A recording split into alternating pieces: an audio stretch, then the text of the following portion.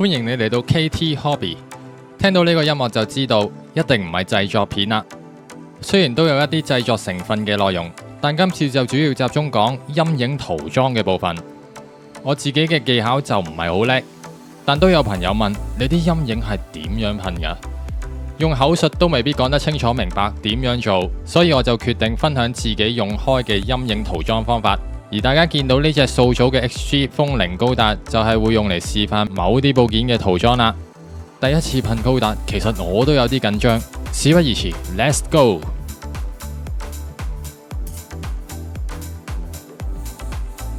陰影塗裝可以提升整體質感，但如果組合線處理唔適當，而又用陰影塗裝，就會令到成品反而更加奇怪啦。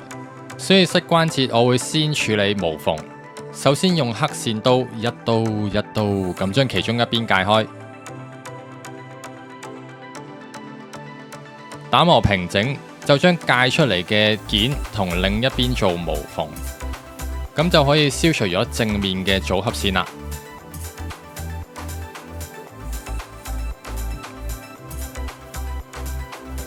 改完之後，裝嵌嘅方式就要唔跟說明書先裝得到入去啦。先裝好膝甲，再喺下邊將小腿裝返入去，咁就唔需要有其他改動先裝得到啦。其他銳化天線啊、股關節左右對調呢啲，第一日就有人發布咗嘅嘢就唔多講啦。唯一係我冇一啲簡單嘅方法做大腿嘅無縫，所以冇乜特別，就即刻開始夾件上色。為咗今集係集中講陰影塗裝，大家都未必想睇我砌啲個個都砌晒嘅嘢啦。我都睇咗唔少人哋嘅製作，只能夠講模型製作真係博大精深，而且到處都係天才，我連人哋車尾燈都見唔到啊！所以我呢啲平民今次會用翻平民嘅工具 Hobby Mio 嘅叉電手提泵同埋 Model 嘅 R3 噴筆去做翻今次嘅分享啦。平有平玩，貴有貴玩，同埋我支針係彎咗嘅，睇下你可能會見到啲奇怪嘅狀況，唔使大驚小怪。手提泵氣壓係固定嘅，大概1巴半左右啦。而家唔係要試色，我係想講陰影塗裝嘅重點係點樣控制支筆。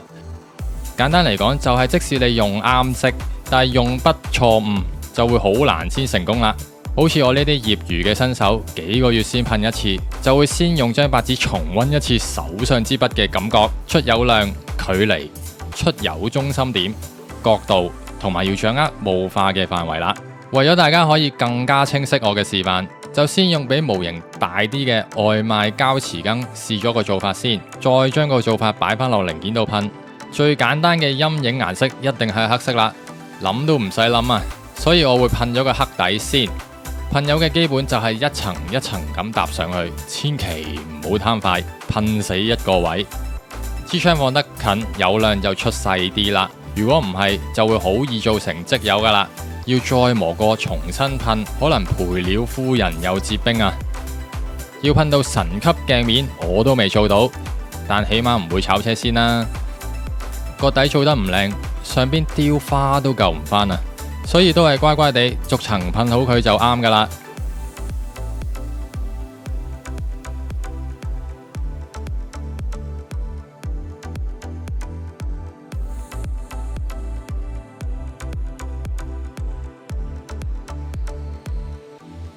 個黑底乾咗之後，就可以上白色啦。一般白色嘅遮蓋度都唔高，所以通常黑底噴翻白都要噴5、6層。而一般嘅陰影做法都係圍邊陰影，所以噴之前真係要試準你支噴筆落位嘅感覺啦。一開槍如果噴錯位，就真係可以收工啦。白色嘅部分都係一層一層咁搭上去，但係噴嘅時候要注意霧化嘅範圍。我會用霧化嘅邊緣推向零件嘅邊緣，當一層一層繼續搭上去嘅時候，將邊緣嘅黑色慢慢推開，推開到自己想要嘅黑邊大細。可能你睇唔出啦，我個人就比較內斂嘅，所以我做嘅陰影部分都唔會特別誇張，做到似有還無嘅感覺就啱晒我嘅心意啦。自然得嚟又提升到質感。highlight 位噴到差唔多，就可以輕輕執一執陰影嘅明顯度啦。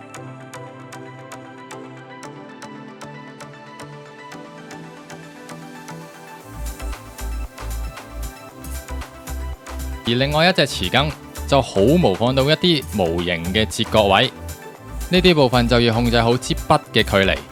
因為零件表面比較細小，所以噴筆嘅距離就要擺得相對地近嚟控制翻霧化嘅邊緣啦。當邊緣已經符合想要嘅陰影大細之後，就可以集中翻喺零件嘅中心部，明顯翻 highlight 嘅效果。即係噴白色嘅時候，就要真係噴到白色啦。如果唔係，就變咗唔係陰影噴塗啦，可能係變咗污糟咗一笪啦。當同一個零件要噴兩個面嘅時候，就好似咁，兩邊都要控制好邊緣嘅霧化，就會做到一條均勻嘅陰影邊緣啦。當然唔滿意可以再修正啦，但都係嗰句，切忌急進。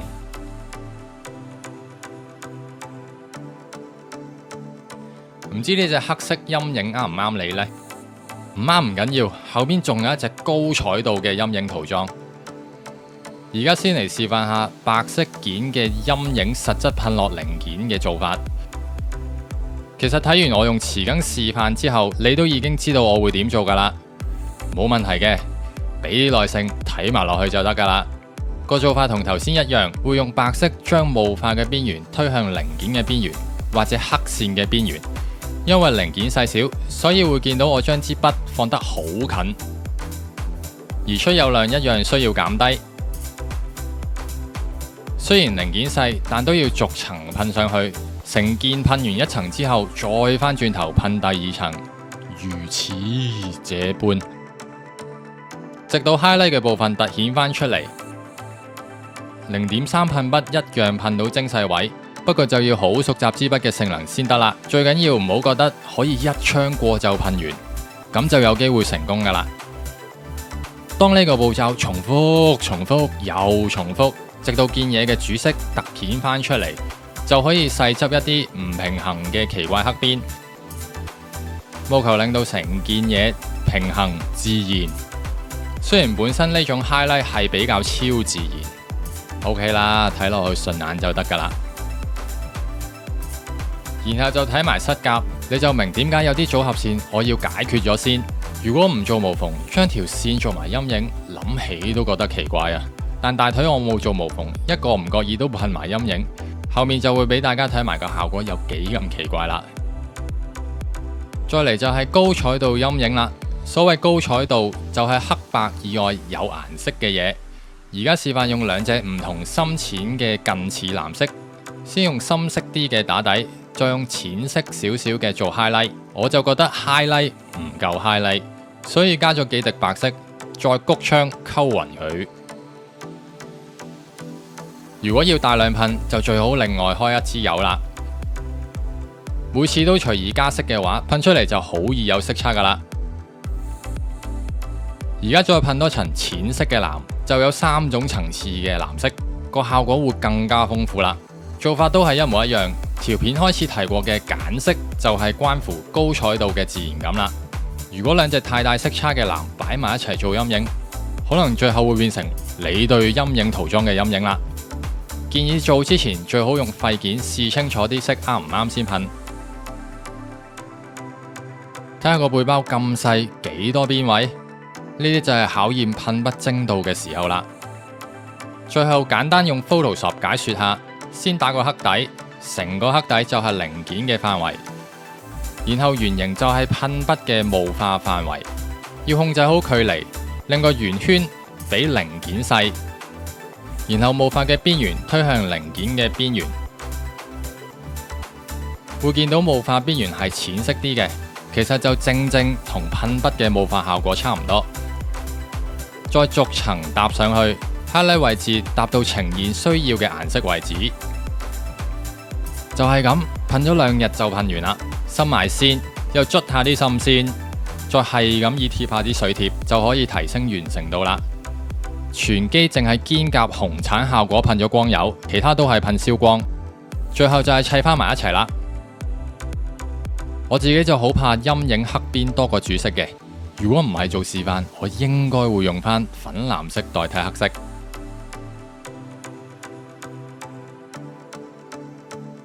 而呢一條就係大腿嘅組合線，奇唔奇怪就等你做判斷啦。我呢個方法係咪好簡單呢？當然陰影塗裝仲有其他方法，我就未得閒研究住啦。跟住睇下塗裝前後嘅分別，你又覺得分別大唔大呢？今次嘅分享希望幫到你啦，歡迎喺下邊留言分享你嘅睇法，或者發問討論，我答到一定會答嘅。記得 CLS 撳埋隔籬個鐘啦，下次見。